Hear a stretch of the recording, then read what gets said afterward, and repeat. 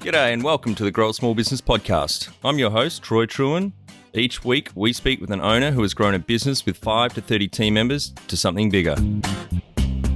Diving into their numbers and unearthing the pain they've experienced, we explore what they did to overcome each barrier and what they would do differently from day one. Let's get into it. Welcome, everyone. Today I'm interviewing Kelly Brown from The Working Party based in Melbourne, Australia. Thanks for your time today, Kelly. Thank you so much for having me on the show today, Troy.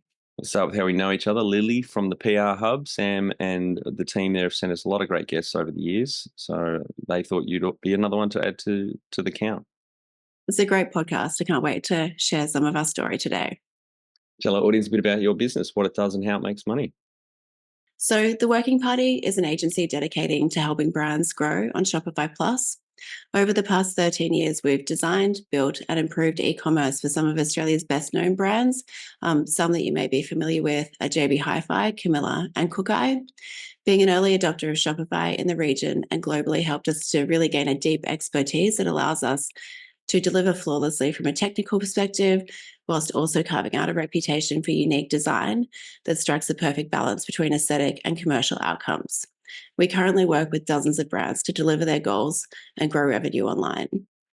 Yeah, well, there's some big brands in there. I just had a look on your website before, but you've also got some smaller players that are obviously growing, and Shopify is a huge platform and a great piece of technology as well. A few of the businesses we help out, they're on Shopify as well. So it's a great niche that you've got.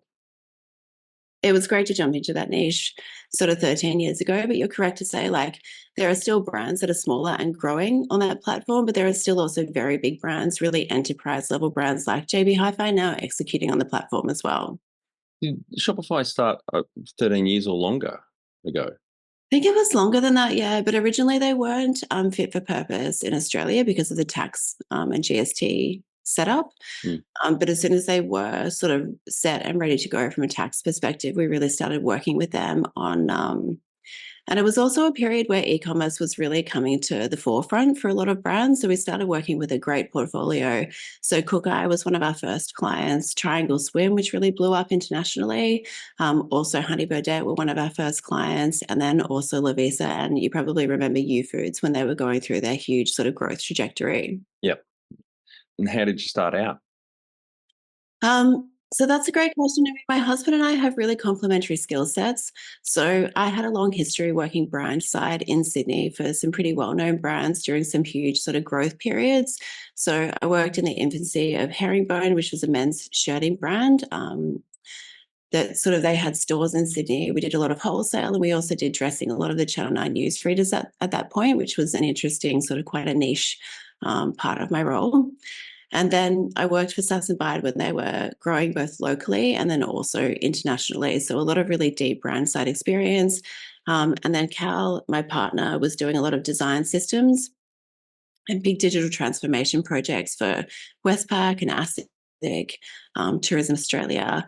And so we saw this sort of opportunity to really double down on doing Shopify. And that's when the agency as it is today, so The Working Party, really came to life, delivering that flexible customer experience on Shopify.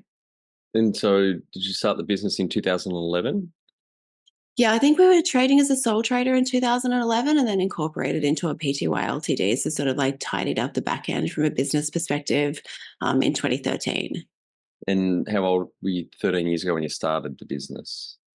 I'd have to do some maths for that. It's in the afternoon. We should have done it in the morning when the caffeine was calculated that one. Synapses. I think I was in my early 30s. Yeah. And do you have some key numbers you can share to illustrate the growth of the business? Absolutely. So I think what we really measure from an internal perspective is that growth percentage year on year. And over the last 5 years, I feel like we've definitely performed at the market expectation or even outperformed that. So our growth trajectory has been 25 to 30%, in that sort of range year on year. But we had an especially sort of high boost of growth in the last financial year, pushing the 50% mark. Wow, that's great. Fantastic. Well done. Thanks. When was the moment you felt like you had succeeded? That's a great question. And I feel like I wanted to dig into that a little more today because I feel like success is such an individual scorecard. I mean, in the early days, I definitely would say building that brand portfolio was an indicator of success for us. And some of the brands that we've talked about working with today have felt like critical points in the success journey of the working party, particularly launching JB Hi-Fi, which was such a technically complex and huge project for us in 2019.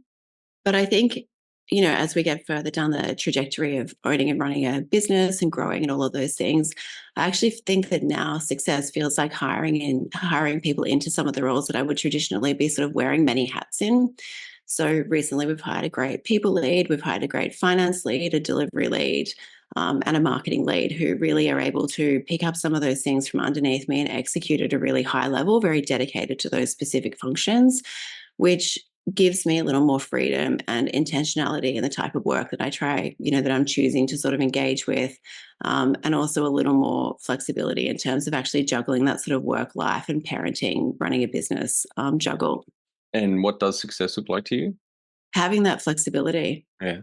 making those hires when you feel it's the right time, being able to sort of choose the people that you hire and getting the right skills into the business and being able to offer those people.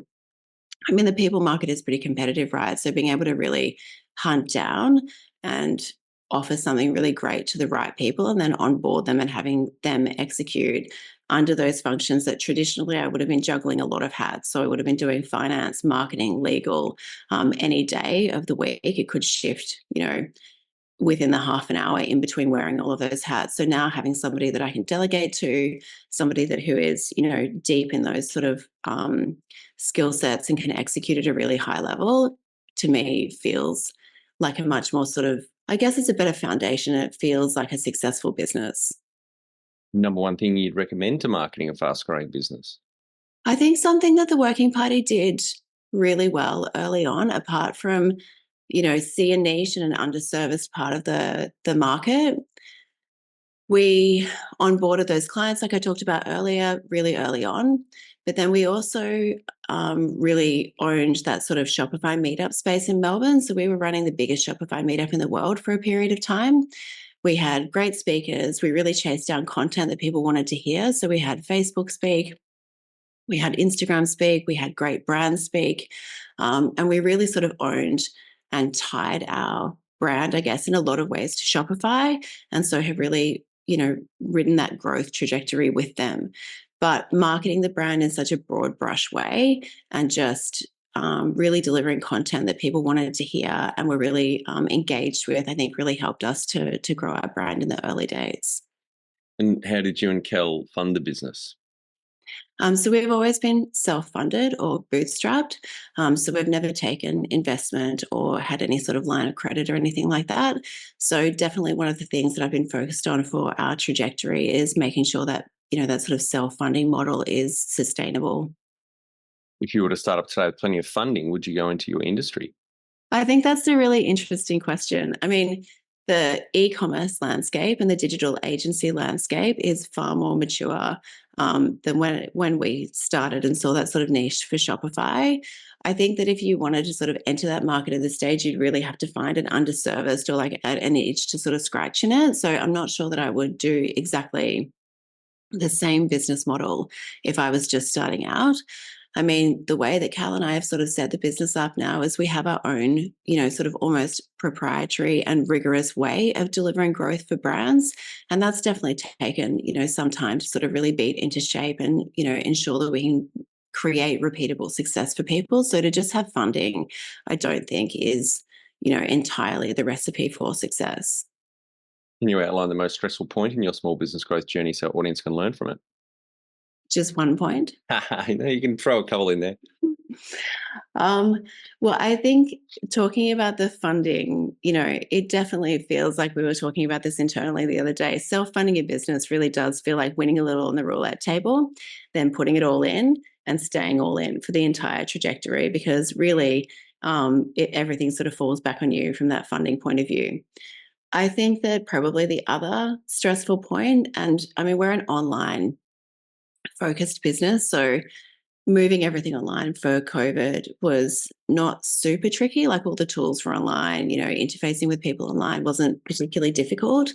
But just that period where there was a mix of, the work pressure because a lot of retailers had to close all their doors, and then they really quickly pivoted to online, which meant that we were very busy. And that was definitely a good kind of stress to manage at the time.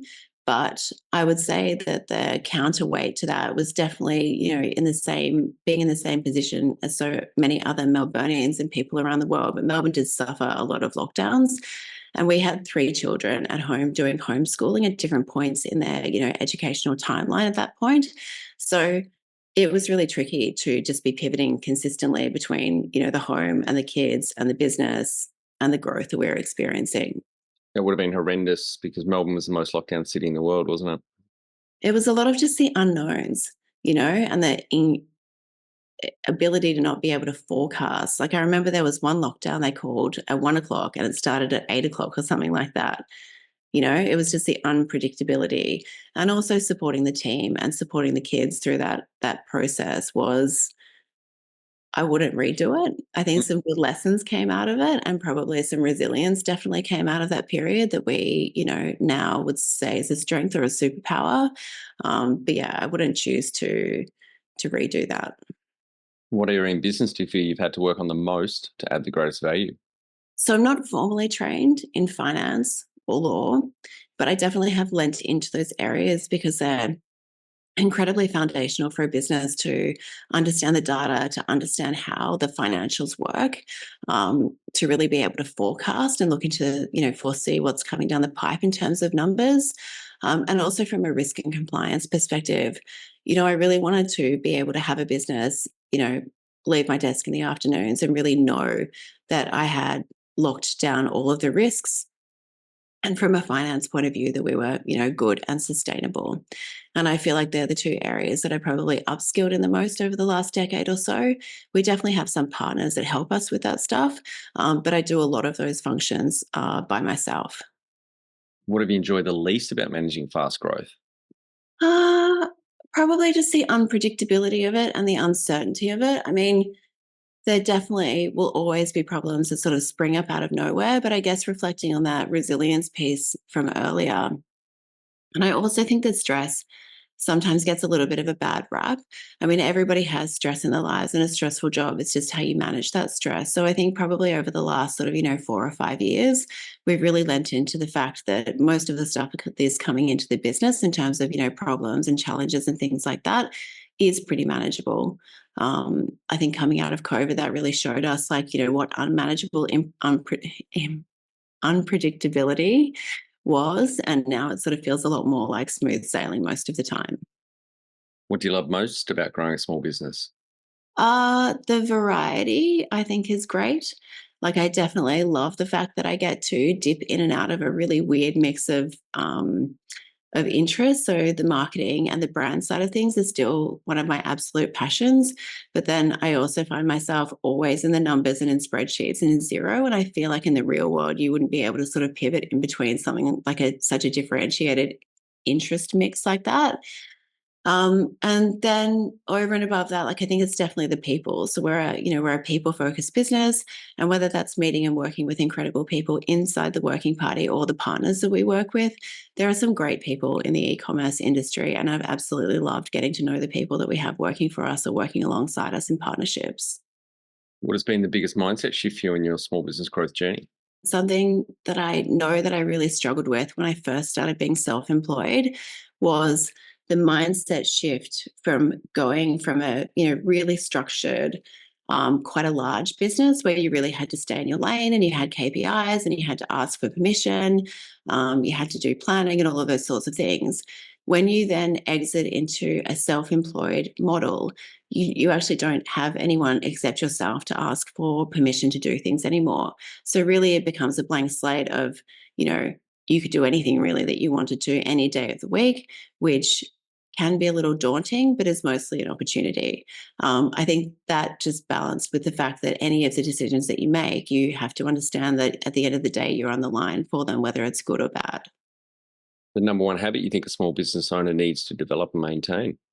I definitely think that early in the process of owning a business, particularly being, like if you are self funded or even funded, you can really ride the highs and the lows. So you can really look for the wins and the losses and the problems and the things that you get excited about and, get caught up in the drama of it. I think that one thing that has stood both Cal and I in really good stead is that we just consistently set goals, turn up every day, remain really focused, and chip away at achieving those goals. So the consistency of not getting, deterred by something that didn't quite go our way, or not getting caught up too much in something that, was a huge win or something like that. Of course, those things are great and worth celebrating. But at the end of the day, we always, get up, come into the office, put our best selves in front of the team and in front of our, the work that's going on for that day, and consistently make sure that we're delivering outcomes and moving the needle towards the goals that we've set. Are you a small business owner? You know that getting recruitment right can make or break your team's success.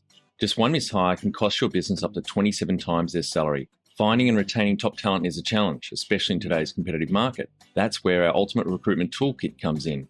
Over 10 intensive days, our online course is designed specifically for small business owners like you. We'll walk you through the process of sourcing and securing A players for your team. Here's what you'll gain. Learn the proven strategies to pinpoint and attract the best talent in your industry. Access our comprehensive playbook filled with templates and tools tailored to fit your business needs, and apply the resources right away to enhance your recruitment process and streamline hiring. Invest in your business's success by helping your management team become effective recruiters. Supercharge your hiring process today with the Ultimate Recruitment Toolkit, available at growasmallbusiness.com. When you talk to how you've added people to the team, some wins, mistakes, and advice for those listening. Absolutely. So I think that the best thing that we did when it came to hiring people was really dig into the values that, both Cal and I share for the business, and also that the team share. So since COVID, we've done a lot of face-to-face time with the team. We run 2 or 3 all team members in Melbourne because we hire all over Australia and New Zealand, but no further afield than that. So we're really what I would call an onshore model. But one of the things that we've done is really dug into those values. So we understand what's going to make people really gel and work towards the same kind of goals. So where we've hired for skill, or we've, sort of ignored the values piece, it's always like a little bit of friction around that. So I feel like where we definitely, are laser focused on early in the recruitment process, really digging into the values and what makes people tick, rather than just being blinded and hiring for skills. When those two things align, we usually have a really good fit within the team. And definitely in talking to the team at TWP, if you ask them over any number of years, one of their absolute favorite things, apart from the work and everything else, is the people that they work with. They love the people that they come to work and work alongside every day. So that feels like a very successful sort of hiring process as well. What are some of the things you recommend to building a sustainable and kick-ass culture to help with the growth? So that face-to-face time, I think, is critical. I think more and more we set the goals and we communicate those goals and communicate data to the team, so they really understand how everybody's working towards winning together. So it's not just their own personal KPIs, but it's company KPIs, it's team KPIs, it's client KPIs, and that amount of data really arms them with the ability to understand how to win. So people in their roles, they want to understand, how do I do a good job? How does my team do a good job?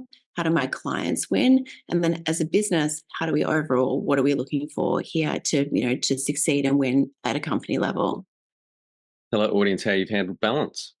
I think balance, again, it's a really individual scorecard on this one. I mean, I definitely read a lot in my LinkedIn feed about creating that work-life balance. I think that Cal and I would mark as poor if I was to have a work-life balance scorecard. I think we're getting better at it. But I definitely think for me, a good work-life balance, I've recently taken up going to the gym. That's been awesome. So if I can schedule that in for the amount of times I want to do it a week, and then I'm there at enough of sort of the school pickups and drop-offs and still in the office every day, I feel like that is a good balance for me and one that I'm happy with. How much professional development have you invested in yourself? So I think of the two of us, Cal is definitely the more studious. Like, he is the sort of pick something up and read it from cover to finish, whereas I'm more of a knowledge seeker when I have a specific problem to solve. So I always have a question or an itch to scratch or something that I'm really determined to fix, and then I'll go looking for the answer to that question. So I would say that we're always looking for things to develop our skill sets. We're looking at new technology. We're using AI a lot at the moment. But I feel like in terms of structured learning, it's probably not that structured anymore at this point. Like it's more of an organic seeking answers and seeking improvements. Have you had mentors or coaches along the way? Not really. Like I think the key sort of foundational people that we partnered with in the business quite early, obviously having that sort of accountant is really important. Like you definitely don't want to have any sort of like risk around the finances of the business. And then also from a legal point of view, we've got a great legal partner. But I don't think that Cal and I think it's actually been a superpower of ours. We were talking about this as well recently. We're not agency people. We didn't come to grow the working party from an agency blueprint point of view. So we actually, brought those skill sets, like I was talking about before, from brand side, and Cal being like really great at the technical capacity and also then the design capacity. So the way we think about the world is really through that lens of brands and customer experience. And the agency foundation of things has just, fallen into shape with that. But I'd say that we are an agency, but we're not a traditional agency with that sort of really formulaic blueprint underpinning us. Do you have a board of directors or advisors? No. All right, Kelly, we're on to our final 5 questions. What do you think is the hardest thing in growing a small business? The pace of things, like if you're a fast growing small business, it definitely feels like you could absolutely work 24/7, for months on end. I think it's being able to really cut through what's important and what can wait. Favorite business book which has helped you the most? I don't have one. Might need to ask Cal. Cal's got a whole bookshelf. He's got hundreds of books, and he loves to pull them out and point to a paragraph that answers the question that you're seeking help with. Yep. So he's definitely the bookworm of the two of us. Any great podcasts, online learning tools you use for your own professional development? I really loved the podcast actually that Sam did, the influencer series that she did. There was one that she did with a chef. I mean, I always really like pulling the curtains back to other people's businesses and see what really works for them. One tool you'd recommend to help grow a small business? Xero and a spreadsheet. It's great. They're probably my top 2 as well. Yeah. Finally, my favorite question. What would you tell yourself on day 1 of starting out 13 years ago? I think it's just, I did think about this a lot, but I think that really the one thing that you need to be steadfast in is the confidence that you've got this. Yeah. And to just go for it. Great advice, and well done to you and Cal and the wider team. Phenomenal growth, around 25% the last years and 50% last year, helping a lot of great brands and businesses out there on the Shopify platform. So really appreciate your time today. Thanks, Troy. Have a lovely afternoon. That's it. Thanks for listening. Please leave a review in iTunes or whatever platform you listen to us on. It means more small business owners will find our cast and help people with their business growth journey.